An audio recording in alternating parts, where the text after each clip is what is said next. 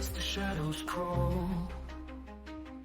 Curtains rise, a ghostly sprawl. The frames are whispers, the stories call.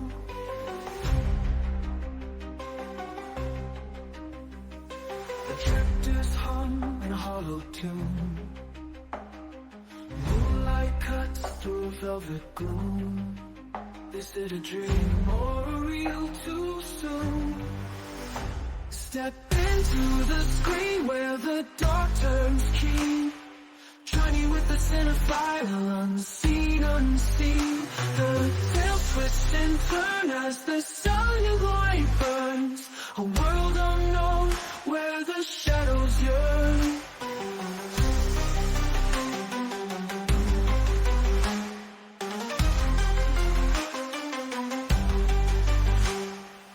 Hello and welcome, listeners, to Journey with a Cinephile, a horror movie podcast, where we take a deep dive into the world of horror cinema, from the eerie classics to the latest spine-chilling releases.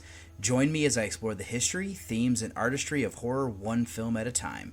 Whether you're a seasoned horror fan or just stepping into the shadows, this journey is for you. So dim the lights, embrace the fear, and let's talk horror. And let's do that on episode 303. I am your tour guide of David Garrett Jr., recording out of Columbus, Ohio. So for this episode here for you is going to be my Voyage of the Fives number 18. So I have an interesting little double feature here. So I went all the way back to 1935 to watch Scrooge. Definitely realized I dropped the ball here. Probably should have done this one in July, done a little Christmas in July type thing, but here we are. And I'm pairing this up with Strange Harvest. So what we're doing here, in my opinion, is going to be supernatural events kind of influencing our main character into two different ways of doing things. So then for mini reviews here for you, I have my Voyage to the Fives rewatch of Candyman, Farewell to the Flesh. This is the part 2. And then I went to the Gateway Film Center to watch Trouble Every Day. This is the Claire Denis potential new French extreme film. And then I have a screener of No Tears in Hell. I went to the Gateway Film Center to watch Jimmy and Stiggs. And then my Voyage of the Fives rewatch for 2025 is going to be The Ugly Stepsister. And then I also got a chance to check out a short film from a local filmmaker and a local actor. And that's going to be Good Luck to Me. That's not necessarily horror, but because I enjoy his works, I'm going to go ahead and cover that. So I don't think there's anything else I'm going to do here for this intro outside of saying thank you so much for listening. And I hope you enjoy coming on this journey with me. And I have a great offer here that I wanted to go ahead and extend to all you listeners out there for oldglory.com. This is a place where you can get over 300,000 items for music, sports, entertainment, and pop culture fans, featuring officially licensed merch from iconic bands and top sports teams. Discover your perfect fan gear and save with my exclusive discount. And that is going to be Cinephile 1.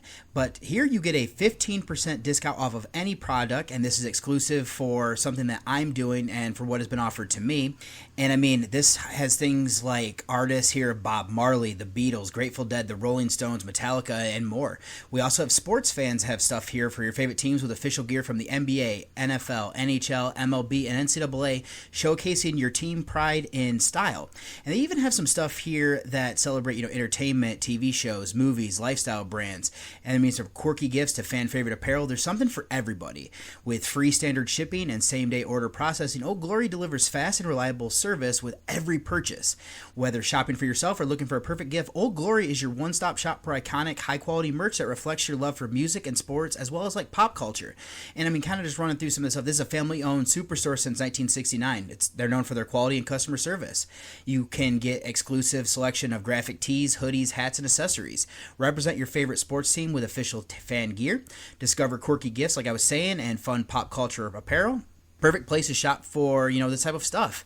And there's a vast selection of entertainment-themed products, including movies and TV shows if you're not necessarily into some of the other things. And enjoy reliable and fast service with Old Glory's commitment to customer satisfaction, the ultimate source for high-quality, licensed fan merchandise for all ages. Like I said, my promo code is going to be Cinephile1, all one word. So if you're kind of interested, go ahead and check out their website here in my show notes, as I'll have I actually have more details down there for you as well.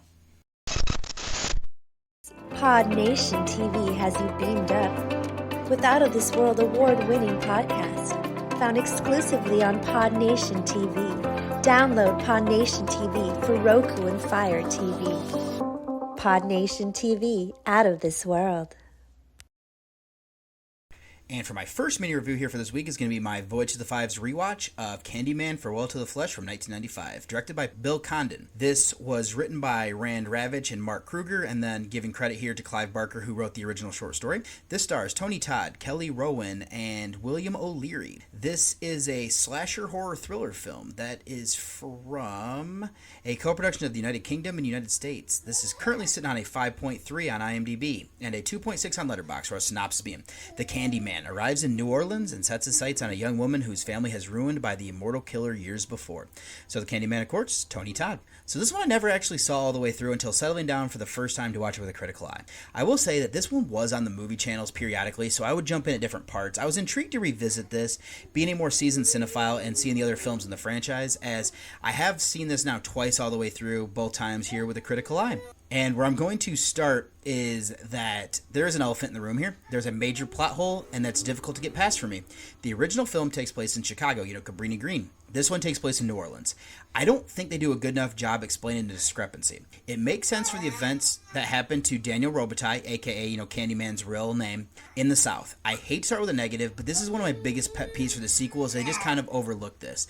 Especially because they do focus and talk about different things that happened in that first movie, but they don't really explain why.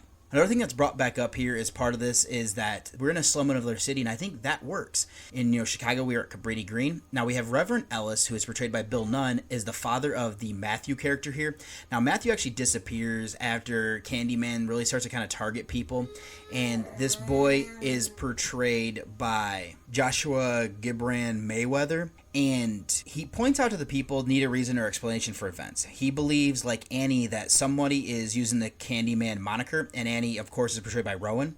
So that is until she experiences a true killer. Then having that dichotomy of the slums as to where the Terrence used to live, and this would be like her parents. Now Octavia is actually portrayed by the wonderful and great Veronica Cartwright. So it seems like that the Terrence grew up in a former plantation house. Octavia is living in these apartments with a door attendant.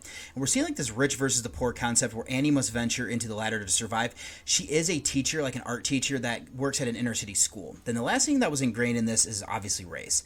We see the history of how Daniel became Candyman. He is punished for having relations with a white woman. This gets him tortured and killed, trapping him in a supernatural state for revenge. I do like the development here as to why mirrors are used. It creates a way to defeat him in this sequel. The race aspect doesn't play out as much with the main story, aside from like the students that Annie works with and how they kind of get involved. There's a subplot with Octavia and her not acknowledging the past, and it's here to hinder Annie's search. That's where I'll leave my story, and be delving into the story. Let's go over to the acting performances. Todd delivers his best performance as Candyman. Though he's given less material to work with here than in the original, he maintains a menacing presence while humanizing Daniel through his torture, and his voice is obviously great for this haunting figure. Rowan's subdued portrayal as the lead is fitting given her character's trauma. O'Leary effectively initiates the events here, and this is actually, I believe, her brother, and his name in the film is, see if I can kind of just scroll, is Ethan. And then we also here have Nunn and Cartwright's solid cameos are appreciated, as is Culkin's return, and this actually is not part of the Culkin family as far as I know, but this is Michael Colton, who is Philip. He was in the original one. He's the expert in the original one. He comes back here as he wrote a book. The remaining cast members include like David Giannopoulos. He is Detective Ray Leviske. And then we also have Carhart. I believe she is actually the other cop here who is working with him. Trying to see if I can find... No, it's actually Timothy Carhart, who is Paul McKeever. This is actually Annie's husband. And then we also have Faye Hauser. She's Pam Carver. She's the other detective working with this case. They fulfilled their roles around the top of what was needed. All it's left to be filmmaking aspects. For the most part, I'd say this is well made. The cinematography and framing work well to capture New Orleans. I do like the difference between where the characters we follow are opposed to the slum. The kill scenes were done well enough. They go brutal and the blood looks realistic. I do like how Candyman doesn't show up on camera when people watch back. There are CGI late here that doesn't hold up as well. Not enough to ruin this. Other than that, I do think that the Philip Glass soundtrack, the reoccurring theme there, is good. It is hard to give too much credit because it's pretty much just reused a lot from the previous movie. So in conclusion, this one has some notable plot inconsistencies, particularly the unexplained shift from Chicago to New Orleans. Despite these narrative shortcomings, the film successfully delivers as a supernatural slasher. It is effectively utilizing the Mardi Gras setting the religious undertones of New Orleans and the stark contrast between social classes to enhance its atmosphere. The strong performances, especially from Todd as Candyman, and the well-executed filmmaking aspects like the cinematography and realistic gore, contribute to an overall enjoyable viewing experience, even with less convincing CGI towards the end. So my rating here for Candyman for Well to the Flesh is going to be a 6.5 out of 10.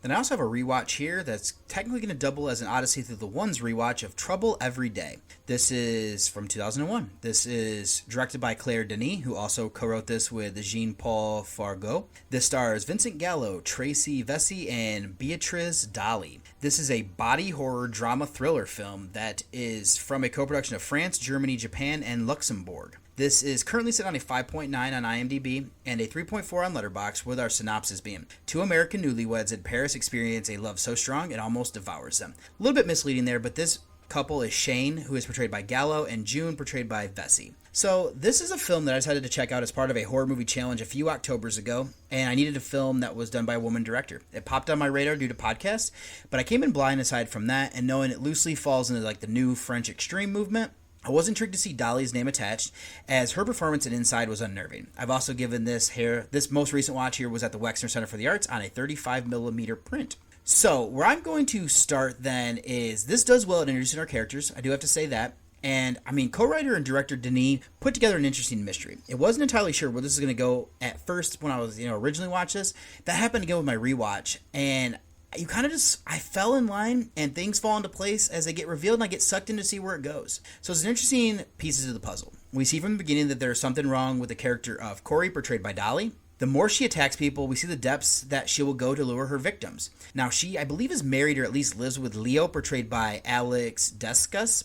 And he's a doctor, and he knows that she's dangerous, and he's hiding her. He seems blinded by love, and with his expertise, he thinks he can help her. It also makes sense why Shane digs into these things as elements are revealed. Now, Shane's also an interesting character. There's something that happens with him early on that I brushed off. The first time it didn't click until I was writing my review. Now, my rewatch made sense as we approach the climax. Gallo's an intriguing actor to use because he has an interesting look about him. He is great for this role. His obsession with finding Leo. I felt bad for June, his wife.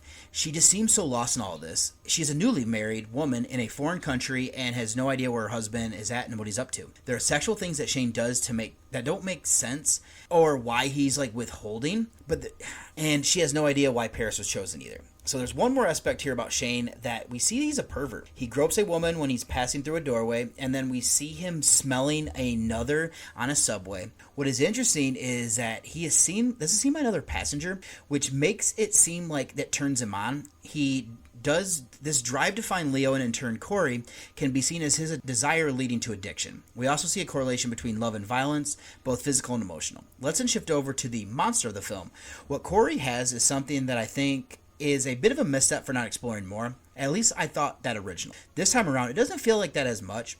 We know that she has an ailment. Leo is giving her medication to help, and her psychosis has her refusing it. She wants blood and to attack others. How Shane factors in was something that I forgot, and explains things he does as he protects June. With her, it is interesting how she uses sexuality as a weapon. It is also similar, but being also slightly different with Shane. Now, let's go then talk about the acting performances. Gallo's distinct look and fit for the role are clear, especially as we learn more about him. Vesey's neglect, particularly on her honeymoon, invokes sympathy despite her love for her husband. Dolly excels in playing creepy, her character being on par with her role in Inside, utilizing minimal dialogue and relying on facial expressions and body language. Descus, and then we also have here is Khalil Lempower, and the rest of the cast kind of completed what was necessarily here for the ensemble. Let's then finish out with the filmmaking aspects. Denis' excellent cinematography and framing were captivating. The film effects were also great, contributing to a realistic brutality and blood which made me cringe. It's understandable why it's categorized under the French extreme movement. I'll also go ahead and say that I love the theme song that gets incorporated with the title. The instrumental version is also recurring throughout. The sound design is also well utilized. So in conclusion, this is a uniquely unsettling film that masterfully blends elements of horror, mystery, and eroticism. Denis crafts an intriguing narrative that gradually unveils its dark secrets, compelling viewers to piece together the disturbing puzzle. While the explicit and brutal sequences may not appeal to all, its genre-bending nature and strong performances, particularly from Dolly and Gallo, make it a compelling watch for those seeking a challenging and thought-provoking cinematic experience. The film's technical prowess, for its striking cinematography to its effective sound design, further cements its place as a significant entry to the new French extreme movement. So my rating here after this most recent watch for Trouble of a Day, I came up quite a bit. I am now sitting on an 8 out of 10 here. Then I got to check out another screener here of No Tears in Hell. This is from 2025. So this is written and directed by Michael Kayasi. I think that's how you might say his name. If I mispronounce it, I do apologize. But the story is based from Alexander Nistrova.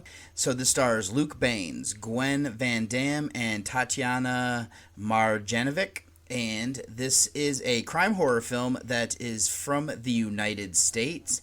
It is currently sitting on a 5.5 on IMDb, and not enough ratings on Letterboxd, but I would say about a 2.5 to like a 3-star movie over there.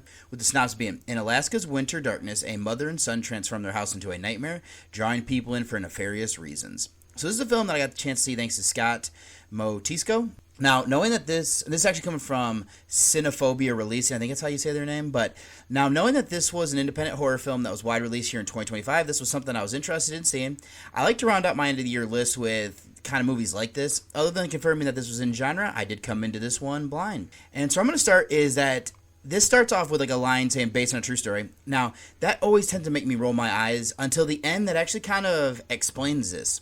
This is loosely based on a Russian serial killer of Alexander Stepsister, who was killing people from 1991 to 1996. Now, this is taking it from Russia to Alaska, so that makes sense. It does seem that things, where they end up in the story here, were pulled directly from what happened in that true story. There also seems to be some elements here that this mother and son duo were, of course, that's the inspiration here. And I should go ahead and say that the mother-son duo are Alex, portrayed by Baines, and then the mother is Gwen Van Dam. So when you kind of do a true story thing like this, it can be a little bit dicey. Depending on what's used and how much of it's in fact, it can be insensitive to the victims and their families. Now, taking inspiration from how Stepsister did I thought that was kind of fine. There's some limited information I saw. It looks like he targeted women and children. There were elements of torture and rape. What this film does is, by setting it in Alaska, there's a high number of impoverished people. That makes sense. This does seem to be humanizing Alex to an extent by showing what happened with like a little bit. And then he has a little bit more than most homeless people that he's around, but he's also targeting homeless people, and he doesn't see them as people, and that's showing the monstrous side. There is a delicate line here to follow, and especially on top of that is that we see that Alex he did deal with bullying. There's also some abuse from his father. Let's then shift over to the filmmaking aspects. I think this is where the overall product shines. This is a brutal, realistic effects that were great. It made me cringe to see how Alex was torturing his victims. There's something I'll come back to with this, but seeing him toy with them as well as something that makes you feel uncomfortable, you can need despair setting in. The cinematography and framing were good. I'd also say that the sound design and music fit for what was needed. If I have a gripe, it just runs too long. Being over 100 minutes wasn't necessarily needed in my opinion. Editing this down to 90 would make this work better. All that's left then would be acting. This is definitely a character study of our lead, Alex. We see the abuse that has been done at the hands of his father, played by Ilir Foria. That tugged at my heartstrings, even more so that his mother knows what's going on, but at first she seems powerless to stop it. She does empower her son, knowing that he's also dealing with bullying. So John McDonald plays the younger version of Alex. Together with Baines, I think they bring that tortured character to life. It doesn't justify what he does, but it also kind of makes sense as to why things kind of happen. Van Dam works as the mother, and then we also have Kathy Butler-Sandvoss, who plays the younger version. In this one here, we also have Marjanovic. She plays Vicky. I thought she worked there. She plays well off of Audrey Neal, who is Trish. They were the two friends that end up getting targeted. And they're kind of interesting because they are two people who aren't homeless, that actually have families, so they have people that might come looking for them. The rest of the victims were also good. They show fear when they're attacked. I'd also say in general that the acting performances were just kind of solid across the board. In conclusion, this offers a chilling and unsettling dive into a monstrous actions of a mother-son duo, loosely inspired by real-life events. While it navigates a delicate line with its humanizing elements for Alex, the film excels in its technical execution, particularly with its brutal and realistic effects, coupling cinematography and fitting sound design. Despite a slight issue with pacing, the strong performance from Baines, Van Dam, and the rest of the supporting cast elevate this character study. It's a film that aims to make you uncomfortable and largely succeeds. So my rating here for No Tears in Hell is going to be a 7 out of 10. And if you are curious, this one is on VOD now from what I was reading as well. Then I also have here for mini review Jimmy and Stiggs. I got to go to see this at the Gateway Film Center. So this is from 2024. It is written, directed, and starring Joe Begos. This also has Matt Mercer and Riley Dandy. This is a horror film that is from the United States, currently sitting on a 6.1 on IMDb and a 3.0 on Letterboxd, with our synopsis being: a perfect storm of lousy news sees out-of-work filmmaker Jimmy Lang, who spirals into a bender during which he claims to have been abducted by aliens. Fearing their return, he contacts his old friend to help him gear up for war. So I'll go ahead and say here that Jimmy Lang is portrayed by Begos, and then his buddy of Stiggs is portrayed by Mercer. So this is a film that I learned about when I was looking to see what was playing at the Gateway Film Center. Now, I'm a fan of this writer and director and star here. The film flew under my radar until I saw friends on social media saying this needed to be seen in theaters. My week lined up, and I was able to catch it, and I didn't know much of the synopsis outside of... I did know that this involved aliens ahead of seeing it. So where I'm going to then start is that, being a fan of Begos, I kind of understand his works. I blindly went to see Bliss in the theater. I was blown away by that. And then I saw VFW soon after at the Nightmares Film Festival. And then I've seen like Christmas, Bloody Christmas. I dug that one. I also enjoyed Almost Human. He has one film that I'm missing, The Mind's Eye, and I've heard people talk highly about that one. So getting to see his new film in the theater was something I didn't want to miss. So then, as a disclaimer here, I know people have a major issue with his vulgar language that he uses. It's up there with Rob Zombie's. I do think that it's a bit over the top, but I also know that when I'm partaking in alcohol, the words I choose tend to be shifting closer to this. It would ramp up if somebody that I'm talking to is also kind of talking that way. And we're also kind of following characters here who are a little bit less professional. I don't mean that as a negative, but they just aren't working in like offices.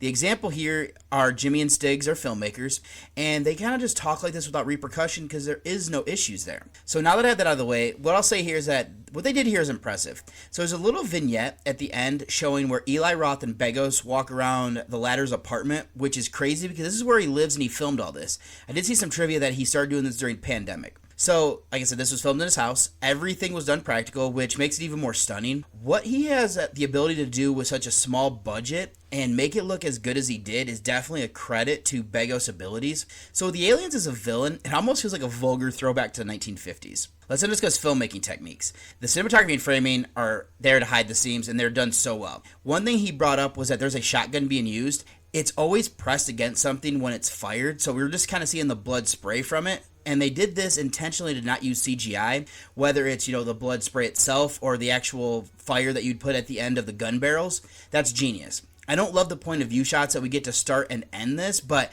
it's almost like they want us to get into the mind and kind of see from the point of view of the character before we kind of get into the craziness. Soundtrack is also relentless, which helps the pacing as well, which that works so well. This is an hour, or this is 80 minutes long, and it really does, it gets in, gets out, and doesn't waste your time.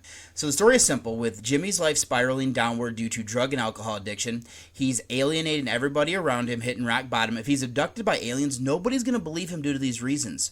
Stiggs, his friend, only believes him when Jimmy is blacked out, and Stiggs himself breaks his sobriety. The story leaves an open possibility that Jimmy's experiences are not real, but a product of his intoxication. I prefer to think that it's real, but I kind of enjoy this element of doubt. So all it's left then to be the acting performances. I thought Begos was great as our lead. I've not seen much of him as an actor, but I like the fact that he's taken on this main role. It's funny seeing the characters that he writes. His look and how he acts feels like it's on like spot on for what Jimmy needs. Mercer also plays well off of him. They also had to, though, since they're the only two actors that truly see outside of James Russo. So I will say that there, and I mean, like I said, they do so well as this like comedic duo almost that we're kind of getting here. Russo does good as this person that we're seeing in videos that Jimmy knew or had seen these in the past and everything like that. So I thought that was good. His ravings kind of really set the stage for what we get. I'd also give credit here to Dandy, Josh Ethier, and everybody else that was needed to round this out. So in conclusion, this is a remarkable achievement for Begos, proving his talent for practical effects and compelling storytelling on a limited budget. Despite the explicit language that might not appeal to everybody, the film's gritty aesthetic, relentless pacing, and ambiguous narrative, leaving the audience to question the reality of Jimmy's alien encounters, make for a uniquely engaging experience. The strong performances from Begos and Mercer further elevate the genre piece, making it a must-see for fans of independent horror and a testament to Begos' continued growth as a filmmaker. So my rating for Jimmy and Stiggs, this one like I said, had a lot of fun with. It does some interesting things. Gave it an 8 out of 10. And definitely, if you see this one playing at the theater and you can go see it, do that. If not, just keep an eye out for this one, and I would definitely recommend it. And my last review here for a feature is going to be The Ugly Stepsister, the original title of Den Stegi Sensostarenen. I'm probably butchered that, but here we are. This is from 2025. This is written and directed by Emily Blichfeld. This stars Leah Myron, Andal Torp, and Thea Sophia Lochnies. This is a body horror, psychological satire, slasher, dramedy film that is from a co-production of a lot of countries here. Norway, Denmark, Romania, Poland, and Sweden. This is currently sitting on a 7.0 on IMDb and a 3.7 on Letterboxd, with our synopsis being: follows Elvira as she battles against her gorgeous stepsister in a realm where beauty reigns supreme. She resorts to extreme measures to captivate the prince amidst a ruthless competition for physical perfection. So this one here, Elvira is portrayed by Myron, and then the stepsister is Agnes, portrayed by Lochnies.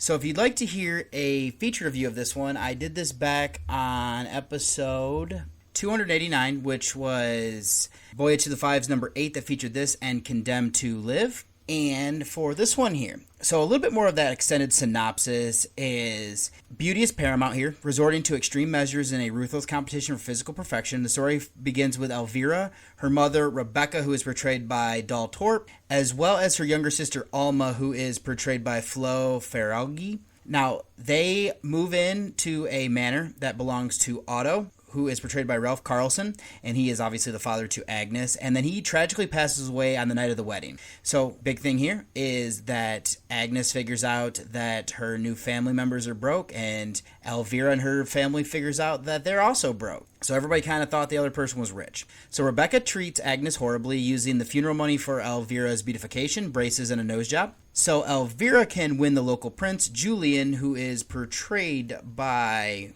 Isaac Comroth. So what ends up happening from here then is that both Elvira and Agnes go to a finishing school, and Elvira's good nature is broken through bullying, and she's given a tapeworm to lose weight. Agnes, meanwhile, receives supernatural help in this dark retelling of Cinderella. So this one is a horror take, as we were saying, on that story, and we're kind of seeing it from the perspective of the wicked stepsister. It explores themes of beauty, societal pressures, ambition, low self-esteem, and body image issues. It shows how characters initially likable become grayer over time. Rebecca's greed and reliance on Elvira to secure a rich husband are a highlight. So Elvira is initially happy-go-lucky, smitten with the prince, and she becomes disillusioned and callous after being bullied at a finishing school. Her arc from naivete to villainy is compelling. Agnes, initially kind, drops her facade after her father's death. She is in love with the local stable boy of Isaac, who is portrayed by Malte Gardinger. So she is nicknamed Cinderella during Elvira's, beautification, and receives supernatural help to go to the ball. Rebecca, a misguided mother driven to greed as she marries for wealth and punishes Agnes when she discovers that her husband was broke. Alma is Elvira's younger sister, described as grounded, but, often overlooked. And then Prince Julian is both sexually experienced and quite rude. So for filmmaking here, this is body horror that cleverly uses body modification for beauty. It incorporates an iconic Cinderella element that invokes cringe reactions. The film relies heavily on effective practical effects and seamless CGI. The cinematography and framing are both praised for me here as hiding the seams and crafting shots that convey Elvira's self-consciousness. The soundtrack also fits the film. My only gripe, this runs too long, and it'd benefit from about trimming like 10 minutes. Get this about to an hour and a half. So I think Myron, Torp, Loch Ness, and Ferraghi are all solid here in their performances, as is the supporting cast. So this one's a compelling and dark retelling of Cinderella, praising here the unique perspective, strong performances, skillful blend of practical effects, and social commentary. It is, a cringeworthy yet thought-provoking experience, and a noteworthy watch for those seeking a genre-bending horror film. So this one has solidified itself for me as an 8 out of 10, and if you want to see this one, it's over on Shudder if you are curious. Now, my last review here is going to be for a short film that's not horror, but because I want to give credit here, is going to be Good Luck to Me from 2025, directed by Maya Ahmed. This is written by Heather Bales and Timothy J. Cox, who also star in this with Destiny Alexis. This is a drama film that is from the United States. Now, there aren't enough ratings for an average yet on IMDb, and over on Letterboxd, I'd say about 2.5 or 3.5 to a 4-star movie over there with a synopsis being: take a look into the marriage of any average middle-class couple who have been married for 20 years. Marriage has definitely changed them, for better or for worse. So this is a short film I got the chance to see thanks to co-writer and co-star Cox.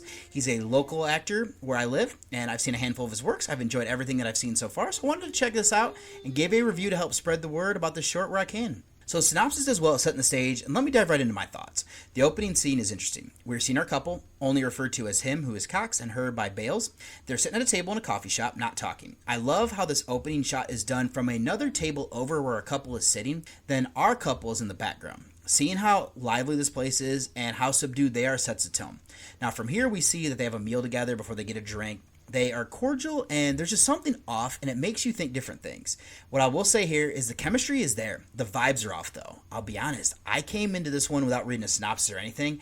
I did guess what the reveal was before it came, and I'm not going to spoil it, but I will say is it makes so much sense. I want to give credit to the acting performances here from both Bales and Cox because they're able to convey so much with body language and limited dialogue. So that's not to say that they don't say things. How they deliver their lines is interesting. It shows how two different people can react to things. There are something that gets said that cuts deep clearly with him. It's minimal approach. I like how the viewer can see what they want and take from it. That made me start thinking, what happened to get them here? Is there someone to blame? Was there a catalyst event or influencings that we're seeing and just time has done to them? It makes me reflect inwardly on my own life, which I credit with such a limited time that we have here because it's only 10 minutes. Something I should also credit is that Bales and Cox were the co-writers. What I love is that I could feel that they put more to their characters than what we're given. Being that they formulated these characters, it also makes it feel like they know their roles inside and out. Even if they don't, it makes it feel like they do, which works for me. And that's something that makes it feel more real. I'll then shift over to filmmaking here. I've already brought up the opening shot, how that's framed. They then go to this fancy restaurant for dinner. I'll say that the sound design was good, showing that around this couple, life is going on like normal. Whatever is affecting them is isolated. This also makes me think how they don't know, or we don't know how others are dealing with it. The cinematography is also able to capture how nice the restaurant and the bar that they're in.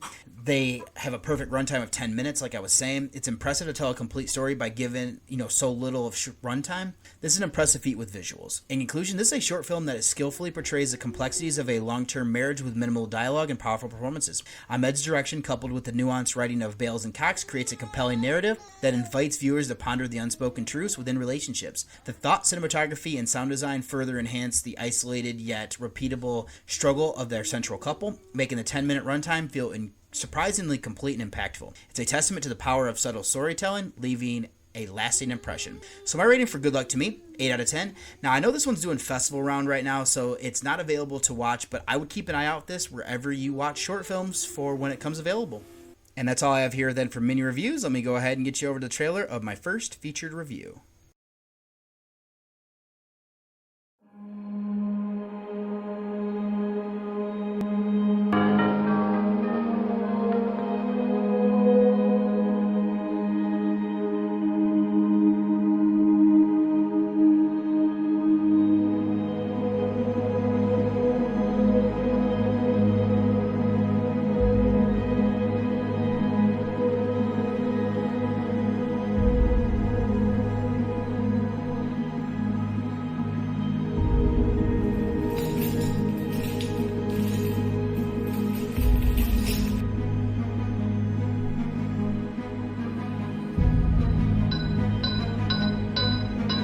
Life, I was your partner, Jacob Marley. I wear the chain I forged in life. I am here to warn you, to save you if that be possible. To warn me? To save me? From what? You will be haunted by three spirits. You shall behold the visions of a Christmas past, a Christmas present, and a Christmas yet to come.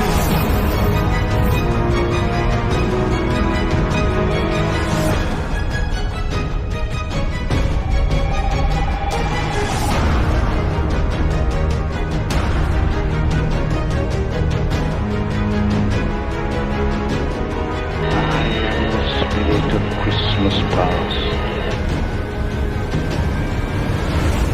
Spirit, I cannot bear it. Haunt me no more. Touch my robe.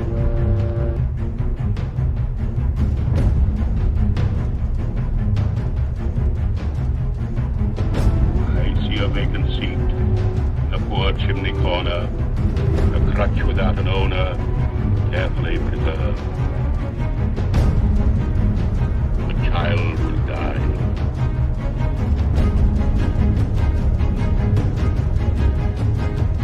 God bless us, everyone.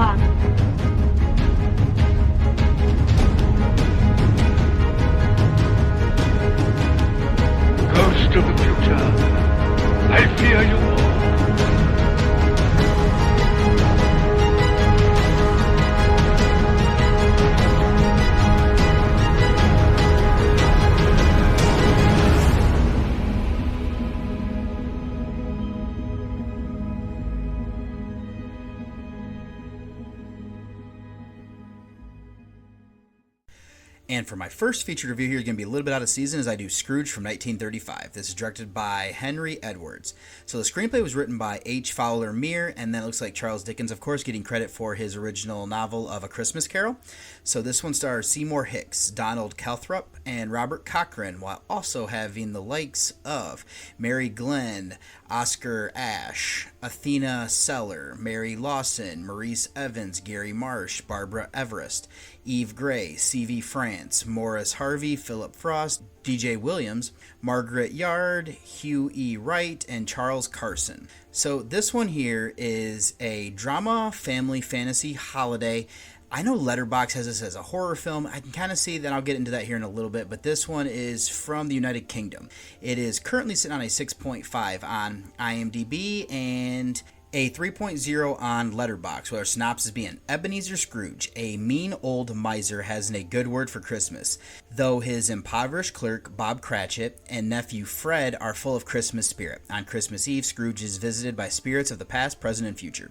So Ebenezer is portrayed by Hicks, and then his employee is Bob, portrayed by Calthrop, and then Fred by Cochran. So this version of Charles Dickens' classic take, I didn't necessarily know existed. I found this was considered to be horror on Letterboxd, like I said, so I decided to give it a watch as part of my Voyage of the Fives as a 1935 film. It's just a bummer that I didn't do this in July to do, Christmas in July, or kind of be able to hold off until December to cover this one, but here we are. So let's do some featured notes. I'll start with our director of Edwards, as he has done this role for 37 films and one short, first that I've seen, only one he's done in genre. There are two assistant directors, the first being Arthur Barnes. He has done this for 20 features, and he has one other one in horror with the pointing finger that I haven't seen yet, and the other one is James Davidson, who has done this for 5 movies, first that I've seen, only one in genre. Then to our writers, the screenplay was done by Meir. He has done this for 68 works.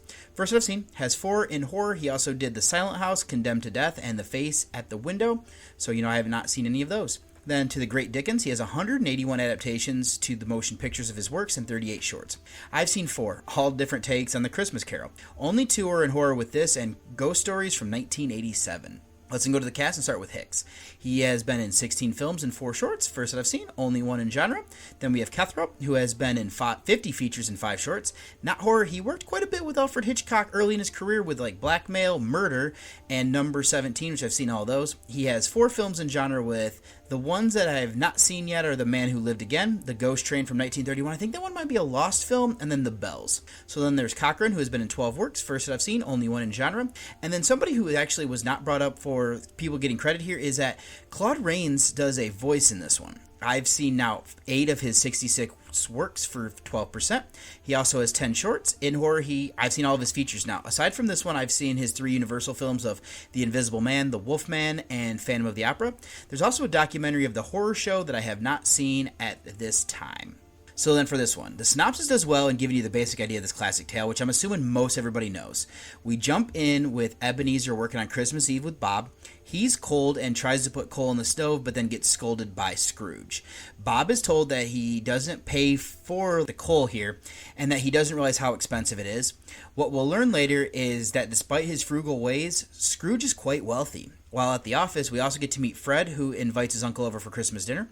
Bob is looking forward to spending time with his family, which includes his son, Tiny Tim, who is portrayed by Frost in this. Scrooge goes home and goes to bed. It is then he gets visited by the ghost of his former partner, Jacob Marley, voiced by Claude Rains. He's warned that he will be visited by 3 other ghosts after midnight, which obviously makes sense because it's Christmas Day. They are the spirits of Christmas Past, who is Marie Nay. Then we have Present by Ash, and then the future is going to be C.V. France. So then it is through these visions that he sees he saw his ways cause Belle, portrayed by Glenn, to leave him, and then seeing how, despite how poorly he treats his employees, Christmas is still a magical time for their families and them. This includes not having much money. We also see what happens if he doesn't change, giving Scrooge time to ponder and decide how he'll finish out his, living his life. So let's leave my recap introduction of the characters. What I'm going to start is by saying that I went light on that recap since this is a classic story that most everybody has seen or at least knows most of the basics.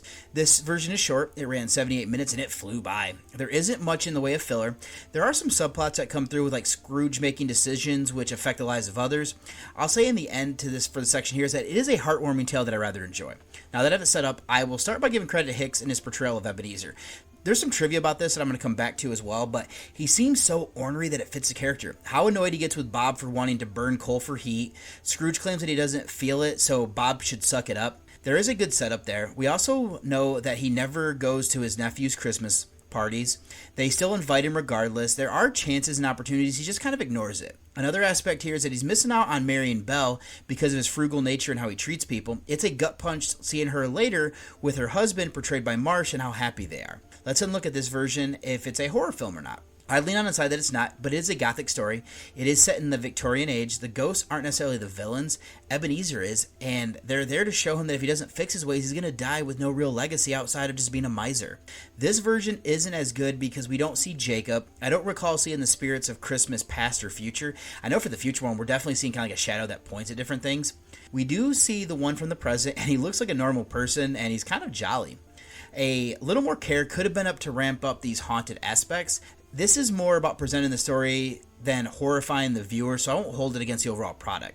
So there isn't much more to delve into the story, so let's go over to the filmmaking, and I'll give credit here would be to the cinematography. They capture the air that it's set. It feels like Victorian England. The lighting and framing are done so well. The use of shadows for the spirits is an interesting choice. Things tend to be darker, which is more ominous, so that's a good touch. The effects are limited, and it's more about the story. I'll also say here that the sound design is good, especially when Jacob is knocking at the door to alert his former partner that he's there. That is a little bit unnerving and kind of creepy, so, well made here, just limited in the techniques used. Let's go over to the acting then. I've already said that Hicks is good as our lead. He does truly carry this and embodies the Ebenezer Scrooge character. Kethrup, Cochran, Glenn, Marsh, and Frost are all good as the different elements that make Ebenezer rethink his ways. The spirits Ney, France, Ash, and Rains were solid. I don't say the rest of the cast round offer was needed. They truly push Scrooge to where he ends up. And then for the trivia here that I was going to share, there's actually a decent amount that I wasn't expecting. Hicks first played Scrooge on stage in 1901. It became a most popular role for him. Throughout his career, he played it over 1,000 times, often at fundraising benefits, so good on him. So the failure of the original copyright caused this to fall into public domain, so anybody could, duplicate, make VHS, DVD copy. That's why this one isn't in the best shape because of that, is that, things were duped from a second or third, even farther along like that. The film is the first live-action production to include the Ghosts of Christmas Yet to Come scenes of Scrooge's shrouded corpse as in the book. This is the first full-length version with sound. There had been a short in 1928, which was the first sound version. The film shows Christmas Eve Lord Manor's banquet in London, which is mentioned in the book. The guests and citizens in the street sing God Save the Queen in honor of the young Queen Victoria. The only other depiction of this banquet is seen in the 2009 remake with Jim Carrey. This is the second time that Hicks had portrayed this on film. The first was Old Scrooge in 1913, 22 years earlier. This production is the first one to have the depiction of tormented souls who are shown to Scrooge by Marley. They are visible to Scrooge, but not to the film's audience. That's kind of a bummer there. Scrooge can see Jacob Marley's ghost, but he is invisible to the film's audience in his production. I don't like that. The voice of Ghost of Christmas Past is not that of Ney, whose physical outline can be seen on screen as a ghost. Ney was a woman, and the voice of the ghost was an uncredited male actor. The common myth persists that Scrooge is searching his chambers after arriving home. A modern plastic bucket was supposed to have fallen on set. It's actually not a bucket, it's a hat box, but this is kind of a misconception there. Robert Morley's debut. Although the site of the decorated Christmas tree seems to be historically inaccurate for the era, it does seem that it became popular in Dickens' time. Prince Albert, husband to the young Queen Victoria, toasted at the Lord Manor's banquet, is credited widely with introducing the Germanic custom to Great Britain.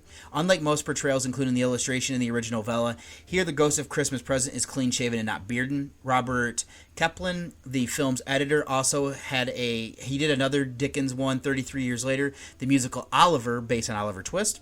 And then there's some of these ones that are kind of a little bit long, so I'm going to go ahead and just kind of leave that there and just say that in conclusion, this offers a concise and engaging adaptation of Dickens' classic, notable for Hicks' strong portrayal of Ebenezer. While it leans more into the gothic narrative than overt horror, the film successfully captures the spirit of the story while solid cinematography and sound design, despite limited special effects. Ultimately, it's a heartwarming tale that stays impactful, driven by its performance and faithful adherence to the beloved source material.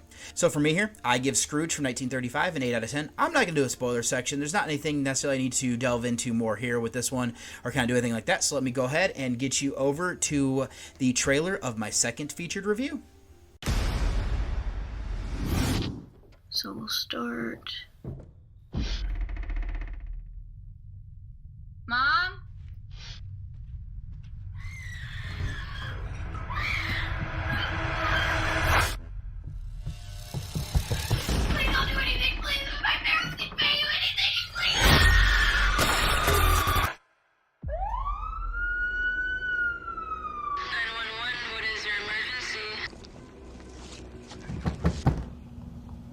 department? Hello? Is anybody home?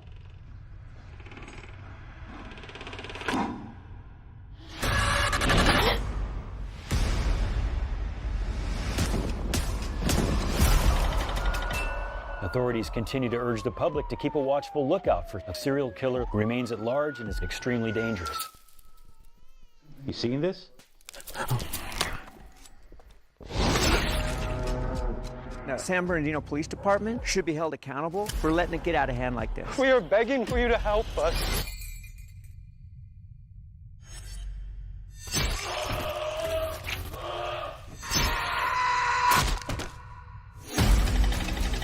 Did you make the call, ma'am? Yes, he's in there with my husband.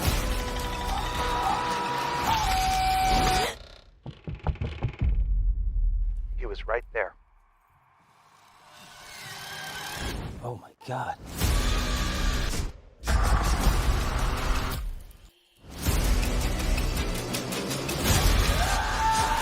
Lizzie?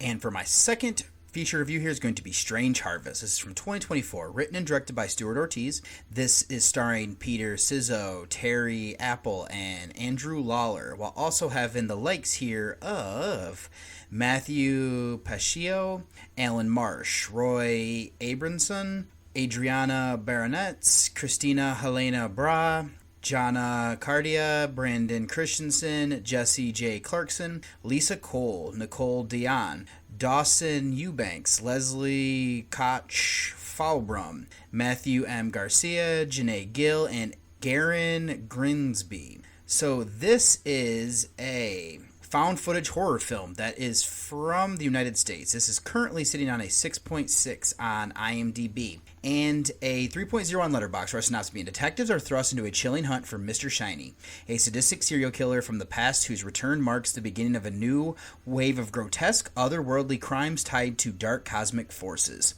So this is one that I saw part of the trailer, caught my interest, and seeing the mask of the killer looked cool. Now, since I don't want the film spoiled, I stopped watching and just kind of doing what I could to figure out the name of the movie. Went on a list of ones to check out, and I saw it coming to the Gateway Film Center, made it a point to check out. I'm making this, as you can tell, a featured review here for my 2025 release for the week. So then let's kind of delve into our featured notes, and starting with our director of Ortiz. He has helmed 2 films, both in genre now with this and Grave Encounters. I actually believe he's part of the Butcher Brothers. So I've seen both of those, and he has an assistant director here of Alex Melisian, something like that. This is their feature film debut in the role. Now, as a writer, Ortiz has done 5. I've seen 4. It also clicked here is where I figured out that he was part of that, is that he also wrote Grave Encounters, a sequel as well. He did It Stains the Sands Red, and now this. I've seen all of these. He has one other one that I haven't seen yet of Extraterrestrial. Let's look at our cast here, and first start with Sizzo, who has been in 3 features and 2 shorts. First that I've seen. This is the first that they've done in genre. Interestingly enough, it sounds like he was a music producer, musician, and BMI award-winning songwriter. Then looks at her as co-star here of Apple. She's been in 5 movies and 1 short. This is the first I've seen. Has one other one in genre with The Darkling that I have not seen as of yet. Then last I'm going to look at here of Lauer. They have quite the career compared to the co-stars. They've been in 27 motion pictures and 3 shorts. I've seen 4. He was in Iron Man 3 and Necessary Roughness. He was also in H.G. Wells' War of the Worlds from 2005, which I think is horror adjacent. Has 5 officially in genre. This is the first I've seen. His other ones are Screamers, Swim, The Beast of Bray Road, and Legion of the Dead. So then, let's jump into this movie here, and this is a mockumentary that is following the crimes from the synopsis. We learned that this is taking place in San Bernardino, California. This is like the Inland Empire area, which made me smile as a David Lynch fan. We're also following 2 detectives here who are working the case. Joe Kirby, portrayed by Sizzo, and Alexis Lexi Taylor, who is portrayed by Apple. Now, I believe both were assigned to this case back in the mid-90s. Now, it's 2010 that Joe's heart sank as Mr. Shiny is back. It is here we go back to the beginning, learning about the crimes that were both brutal and befuddling. There were no leads and minimal evidence, despite how horrific the scenes are. That is where it's odd at first. Now, there are also these strange symbols that's like a triangle with lines and dots. They also, how they connect to the later crimes. Now, since these abruptly stopped, Detective Kirby assumed that the killer died or was arrested. He didn't believe that they had enough control to stop. That is when they pick back up again, and this time they're more calculated, more intricate, and even more harrowing. There are other people that get interviewed here as well, like friends and families of victims. One in particular was burned to the point where he's unable to continue to work, and this would be Glenn Sandweiss, portrayed by David Hemphill. There are good touches to humanize the victims. It also brings realism to the documentary. There were different experts that led what they know in analyzing the crimes or symbols found at the scenes. We also have police videos of interviews of at least one suspect. What this does is show the desperation to find something to break the case. It is through this that we learn that it could be ritualistic in nature, venturing into the cosmic with Mr. Shiny is trying to do. Now, technically, that's where I'm going to leave my recap on the characters. I've already started to kind of analyze this film since the story is quite basic overall. We have a serial killer who is doing ritualistic killings of people. The police are struggling to find evidence, let alone a break. Now, what I think is good is we can feel that desperation. We can see that with each new victim as it's weighing heavy on the detectives in charge. And it shows more with Detective Kirby, and I thought he did well in building that tension to keep me hooked to figuring out what happened. Now, something I also give credit for is how invested I got into the story. The filmmaking techniques are great as it feels like a true crime documentary. It could be an episode of like Forensic Files or Unsolved Mysteries. Knowing that the killer struck, waited 15 years, and is now back adds to the mystery. Outside of just wanting to know more about who is doing the killings and why, there's this added element here when they stopped, or like what they were doing when they stopped. That feels like it's borrowed elements of like the Zodiac Killer along with like the Night Stalker and even Richard Speck. I'm sure there are even more that could be included here, and I'm not thinking of as well when I was kind of doing this. So another element here is that as a parent, there are a couple of the kills that really hit home. It made me think of what I would do if I was in that parent's position. That connection makes it work better for me. There's especially something with leading into the climax that made me anxious, so credit for that. I'll go ahead and just say that I love the mask of that killer that they wear. It is simple yet terrifying. It wasn't until reflecting on it when I got home that it fits with the symbols that the killer leaves behind. The filmmaking techniques of like mockumentary and found footage effectively present information through interviews and detectives, as well as like the friends, family, and experts. Police body cam and interview room footage are incorporated alongside home videos to help develop the victim's backstory as well as potential suspects. Practical effects for the aftermath of kills are excellent with acceptable CGI later on. The music enhances this creepy atmosphere, and it's fitting for the edited footage, and I'm sure you can hear my son in the background, so sorry about that. If I have a gripe, I want a movie that follows these events with a more traditional narrative. All then that is left would be the acting performances. What is great here is that we don't have anyone that I recognize, so that adds to the realism. Sizzo and Apple feel like these detectives. That's a good there that they're similar while still being different. It also felt like this case was weighing on each of them in different ways. That feels in line with true crime documentaries. I'd say that someone else who has limited screen time is Hemphill. Seeing and feeling the rage of what happened to him was good, and just how angry he is now. Also credit here to Clarkson, who is the person under the mask as Mr. Shiny. Other than that, I thought that adds, works for what was needed here to round out this film for the cast-wise. So this is going to be a shorter review because there isn't any trivia, but in conclusion, this is a compelling and unsettling mockumentary that masterfully blends true crime aesthetics and cosmic horror. The film's dedication to its format, coupled with strong performances and effective practical effects, creates a genuinely immersive and disturbing experience. For fans of found footage and mockumentary horror, this one comes highly recommended for its ability to build tension, humanize its victims, and leave a lasting impression of dread. So my rating here for Strange Harvest is going to be a 7.5 out of 10. Not going to do a spoiler section. Don't necessarily want to kind of reveal different things. I don't feel like a lot of people have seen this one yet. So this is where I'm going to leave it. I'm going to go ahead then and get you over to one last break before I close out the show. I have a great thing here that I wanted to go ahead and give you an offer for since it fell into my lap and wanted to go ahead and share it with you. I have been given a promo code here for shimmerwoodbeverages.com. These are CBD-infused seltzers that are award-winning. They have been twice recognized by Forbes as the #1 CBD beverage in the United States and the best lower potency option out there. It blends full-spectrum CBD with local Maine fruits and cocktail bitters for bold flavors, crafted without added sugars, caffeine, or artificial ingredients experience, which if you know me, that is something that I prefer because I get enough of the caffeine and I'm trying to get away from sugars. So it's designed for relaxation without intoxicating effects, perfect straight from the can or a refreshing cocktail or mocktail base, depending on what you're looking for there. This has unique flavors like raz lime, chai cherry, ginger orange, and just hemp. Now, Simmerwood offers a health-conscious alternative to sugary sodas or alcohol, made to revive a calm, clear focus for natural stress relief. Each can contains 5 milligrams of full-spectrum CBD for a balancing, calming effect. So this one here is at, like I said, shimmerwood.com, and my promo code here for you listeners is actually you get 30% off of if you use my code, and this is, like I said, a great deal if you can go ahead and you want to do that, and my code is going to be Cinephile1. So if you want to check out more of the information or check out their site, there will be links in the show notes for you to check that out there. Are you looking for a movie podcast with deep dives, interviews, and thoughtful film analysis? We ain't got none of that. What do we got? You want to hold the bucket? Right, I'll hold the bucket, sit in the I'll cup just chair. stand there with I will never blink. I'll just be there holding the bucket. I will never blink on her drapes, most likely. You look like a drape jizzer. R.I.P. that sweet, sweet pussy. It is known that Jessica Tandy had the sweetest pussy in Hollywood. If you don't know, Google it. Don't Google Jessica Tandy's pussy, you guys. Don't do it. Don't do it. Doom Generation. Available anywhere you find podcasts. And welcome back. So if you'd like to send me any sort of feedback, anything you want read on the show, or any screener requests, anything like that, you can send those to journeywithacinephile@gmail.com. If you'd like to read any of my written reviews or see any of the old past podcast episodes, all of that is being stored over at Journey with a Cinephile. That is my blog, and that's going to be horrorreview.webnode.com. If you'd like to follow me and become friends on Facebook, it's going to be David Garrett Jr. is my name over on there. There's going to be a link in the show notes. And then if you'd like to follow me on Twitter, it's going to be Buckeye from Mish. And then if you'd like to follow my Letterboxd page where I have all of my reviews, whether that is going to be horror or non-horror, that's going to be David OSU is my name on that. Instagram and Threads, I'm David OSU87.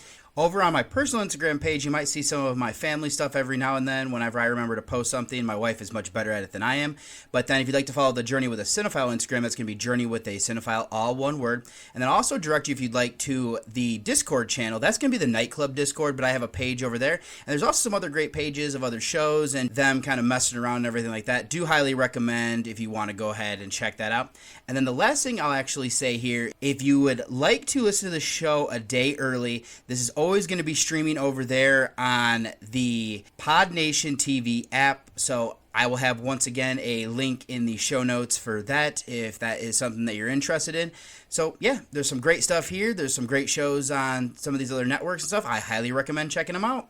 And for the next episode here, I've moved some things around. I actually got the screener for Hell House LLC Lineage. I'm going to go try to see that at the Gateway Film Center, though, so that is going to be recovered regardless. That's going to be the 2025 main review. And then I'm going to be pairing this up with Maria Martin or The Murder in the Red Barn. This one kind of looked a little bit interesting when I was looking it up the other day before, making sure that I could find it and everything like that. So that'll be the two featured reviews. I'll figure out what the through line will be before that. My Voyage to the Fives rewatch is one that I've been kind of excited to check out for a while. That's going to be The Prophecy that features Christopher Walken. And then I'm not sure what the 2025 rewatch is going to be. I know Jamie and I are going to try at some point to fit in Death of a Unicorn and Sinners, but if that doesn't happen, it's going to be Frowaka. And then I also have a slew more of screeners here. Got some stuff from UK Fright Fest that have come across my email, and then I have another one as well. So those will be the mini reviews. Will be probably a bunch of screeners again. Don't think there's anything else that I need to kind of get you up to speed with here outside of saying. That wraps up this episode of Journey with a Cinephile, a horror movie podcast. Thank you for joining me on this exploration of horror cinema. If you enjoyed the show, be sure to subscribe, leave a review, and follow along for more deep dives into the macabre. Until next time, keep watching horror, and remember, fear is just a frame away. It had been a wonderful evening, and what I needed now to give it the perfect ending